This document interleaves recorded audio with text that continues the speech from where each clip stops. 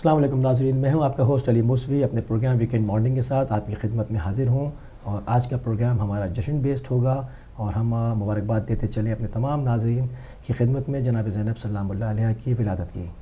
السلام علیکم ناظرین، میں بری عباس ٹریزری اپنے پروگرام ویکینڈ مارننگ میں خوش آمدید کہتی ہوں، اور آج تمام مومنہ مومنات خصوصاً امام زمانہ کی خدمت میں بی بی زینب کی ولادت کی مبارکباد پیش کرتی ہوں۔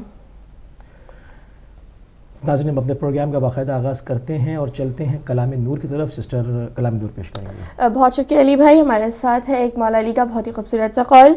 آپ فرماتے ہیں، اگر کسی کا ظرف آزمانا ہو تو اس کو زیادہ عزت دو، وہ اعلیٰ ظرف ہوا تو آپ کو اور عزت دے گا، اور کم ظرف ہوا تو خود کو اعلیٰ ظرف سمجھے گا۔ آپ فرماتے ہیں، اگر کسی کا ظرف آزمانا ہو تو اس کو زیادہ عزت دو، وہ اعلیٰ ظرف ہوا تو آپ کو اور عزت دے گا، اور کم ظرف ہوا تو خود کو اعلیٰ ظرف سمجھے گا۔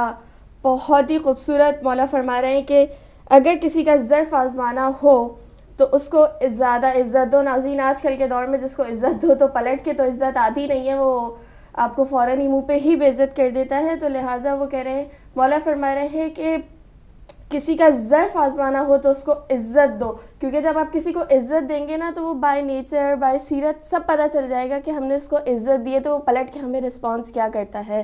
اگر وہ پلٹ کے آپ کو عزت دے تو آپ فوراً ہی پہچان جاتے ہیں کہ ہاں بھائی یہ ایک اچھے گھرانے سے تعلق رکھتا ہے، اس کی سیرت وائز اچھا ہے، سب ہے۔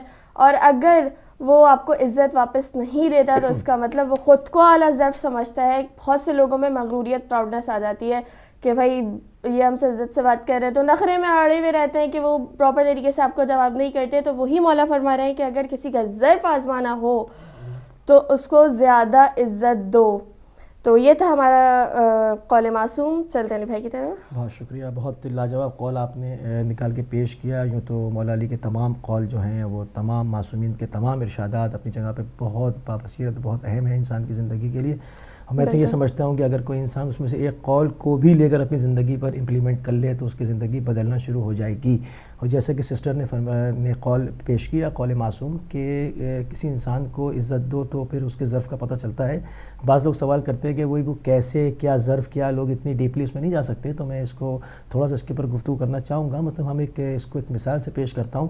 جیسے کہ کہتے تھے کہ بھئی کسی کو عزت دینی ہے تو اگر وہ پلٹ کے عزت نہیں دے رہا، اس کے معنی وہ شرفا سے نہیں ہے۔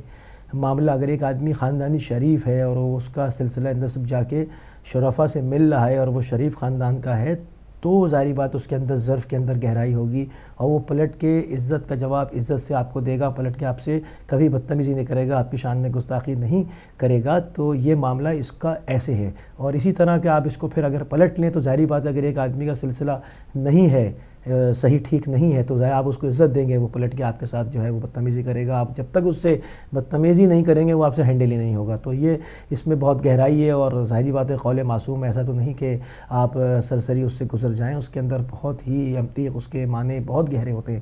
تو بہت لاجواب قول ہے کہ امید کرتا ہوں کہ آپ لوگ بھی اس کے اوپر جو ہے توجہ دیں گے اور اس کو اپنی زندگی میں امپلیمنٹ کرنے کی کوشش کریں گے۔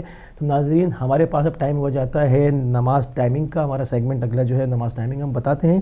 لنڈن میں جو ہے وہ آج ظہرین ہوگی 12:58 پہ، اور مینچسٹر میں ہوگی 1:06 پہ، اور مغربین ہوگی رات 9:22 پہ لنڈن میں، اور مینچسٹر میں 9:55 پہ، اور فجر ہوگی کل لنڈن میں اسی طرح 2:36 پہ، اور مینچسٹر میں فجر ہوگی 2:49 پہ 2:49 پر۔ تو یہ تھی نماز کی ٹائمنگ، اور بڑھتے ہیں ہم ایک منقبت کی طرف۔ منقبت سنتے ہیں اور واپس آتے ہیں۔